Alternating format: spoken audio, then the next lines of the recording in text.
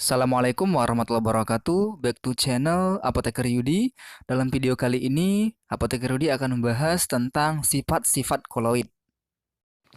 Sifat-sifat koloid yang akan diuraikan pada video kali ini yaitu yang pertama, efek Tyndall, yang kedua gerak Brown, dan yang ketiga muatan koloid, serta yang keempat, koloid Liouville dan koloid Liouville.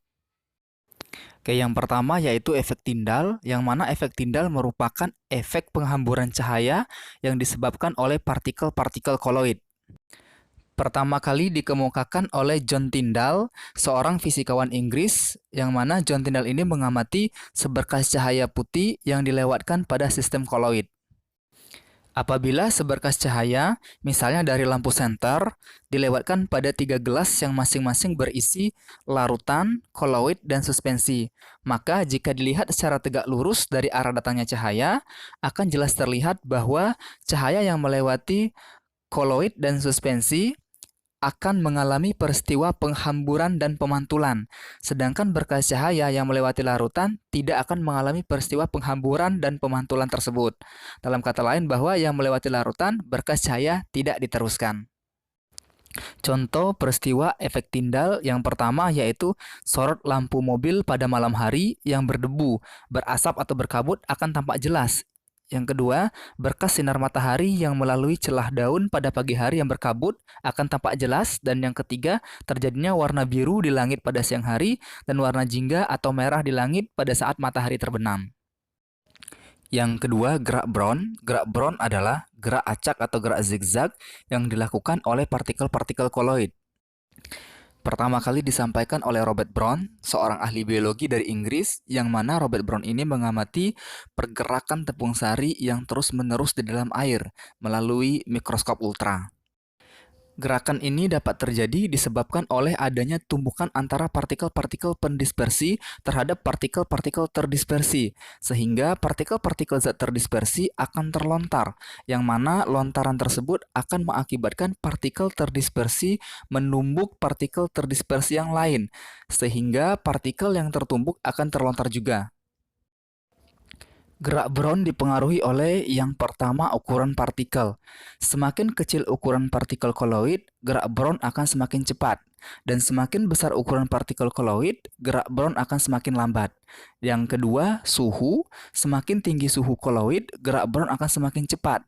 Dan semakin rendah suhu koloid, gerak Brown akan semakin lambat. Gerak Brown merupakan salah satu faktor yang menyebabkan koloid menjadi stabil. Karena terus-menerus bergerak, maka partikel koloid dapat mengimbangi gaya gravitasi, sehingga tidak terjadi sedimentasi atau pengendapan. Yang ketiga, muatan koloid. Partikel-partikel koloid bermuatan listrik, ada yang positif dan ada juga yang negatif. Adanya muatan listrik pada partikel-partikel tersebut dapat diuraikan dalam peristiwa berikut. Pertama, elektroforesis. Elektroforesis adalah pergerakan partikel-partikel koloid karena pengaruh medan listrik. Apabila dimasukkan 2 batang elektrode ke dalam sistem koloid, lalu dihubungkan dengan sumber arus searah, maka partikel koloid akan bergerak ke salah satu elektrode. Pergerakan tersebut bergantung pada jenis muatannya. Apabila koloid bermuatan negatif, maka akan bergerak menuju anode, sedangkan koloid yang bermuatan positif akan bergerak ke katode. Jadi, elektroforesis dapat digunakan untuk menentukan jenis muatan koloid. Metode ini digunakan untuk identifikasi DNA dan penyaring debu pada cerobong asap pabrik. Berikutnya, adsorpsi. Adsorpsi adalah peristiwa penyerapan spesi atau muatan listrik atau ion dan molekul netral oleh permukaan partikel koloid. Peristiwa ini terjadi karena adanya gaya tarik molekul, atom, atau ion pada permukaan adsorben atau koloid. Kemampuan menarik atau menyerap ini disebabkan juga karena adanya tegangan permukaan koloid yang cukup tinggi, sehingga jika ada partikel atau spesi yang menempel akan cenderung dipertahankan pada permukaannya. Spesi yang diserap disebut fase terserap, sedangkan spesi yang menyerap disebut adsorben. Apabila partikel koloid yang awalnya netral mengabsorpsi ion yang bermuatan positif, maka koloid tersebut akan bermuatan positif juga, dan sebaliknya. Adanya peristiwa ini menyebabkan partikel koloid menjadi bermuatan listrik. Nah, apabila permukaan koloid bermuatan positif, maka spesi yang diserap harus bermuatan negatif dan sebaliknya. Contohnya, sol FeOH3 netral dalam air akan mengabsorpsi ion positif sehingga menjadi bermuatan positif. Yang kedua, Sol AS2S3 netral akan mengabsorpsi ion negatif sehingga menjadi bermuatan negatif juga. Muatan koloid juga merupakan faktor yang menstabilkan koloid selain gerak Brown. Oleh karena bermuatan sejenis, maka partikel-partikel koloid akan saling tolak-menolak, sehingga terhindar dari pengumpalan antar sesama partikel koloid tersebut, sehingga tidak terjadi pengendapan. Contoh penggunaan sifat absorpsi dari koloid, yang pertama pemutihan gula tebu, yang kedua penyembuhan sakit perut yang disebabkan bakteri patogen dengan serbuk karbon aktif atau norit, yang ketiga pewarna tekstil, dan yang keempat penjernihan air. Yang ketiga, koagulasi. Koagulasi atau penggumpalan adalah peristiwa pengendapan partikel-partikel koloid sehingga fase terdispersi terpisah dari medium pendispersinya. Koagulasi terjadi karena hilangnya kestabilan untuk mempertahankan partikel-partikel koloid agar tetap tersebar di dalam medium pendispersinya. Pada proses koagulasi terjadi hal-hal sebagai berikut.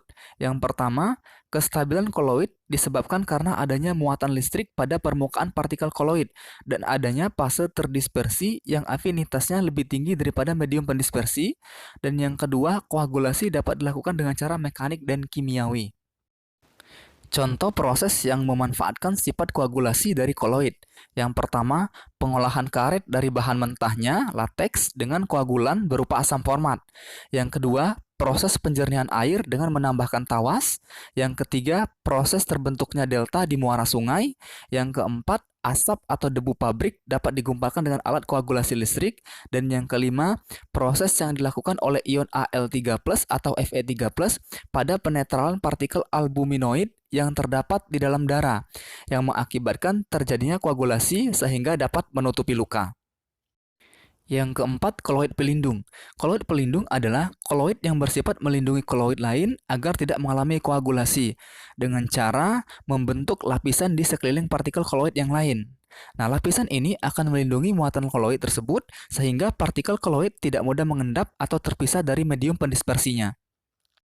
Contohnya, yang pertama, pada pembuatan es krim digunakan gelatin untuk mencegah pembentukan kristal besar es atau gula. Yang kedua, zat-zat pengemulsi. Yang ketiga, butiran-butiran halus air dalam margarin distabilkan dengan lecitin. Yang keempat, partikel-partikel karbon dalam tinta dilindungi dengan larutan gom. Yang kelima, warna-warna dalam cat distabilkan dengan oksida logam dengan menambahkan minyak silikon. Dan yang keenam, pada industri susu, kasein digunakan untuk melindungi partikel-partikel minyak atau lemak dalam medium cair. Yang kelima, dialisis. Kestabilan suatu koloid dapat dipertahankan dengan menambahkan sedikit elektrolit dengan konsentrasi yang tepat ke dalam koloid tersebut. Jika konsentrasi elektrolit tidak tepat, justru akan terbentuk ion-ion yang mengganggu kestabilan koloid. Nah, untuk mencegah adanya ion-ion pengganggu, maka dilakukan dengan cara dialisis menggunakan alat yang disebut dialisator. Pada proses ini, sistem koloid dimasukkan ke dalam wadah terbuat dari selaput semi permeabel atau kantong koloid dan dicelupkan ke dalam air yang mengalir terus-menerus. Contohnya, untuk memurnikan protein dari partikel-partikel lain yang ukurannya lebih kecil, untuk memisahkan tepung tapioka dari ion-ion sianida, untuk proses cuci darah bagi penderita gagal ginjal, dan proses pemisahan hasil metabolisme dari darah oleh ginjal manusia. Berikutnya kita bahas koloid Liophil dan koloid Liophop. Yang pertama, koloid Liophil.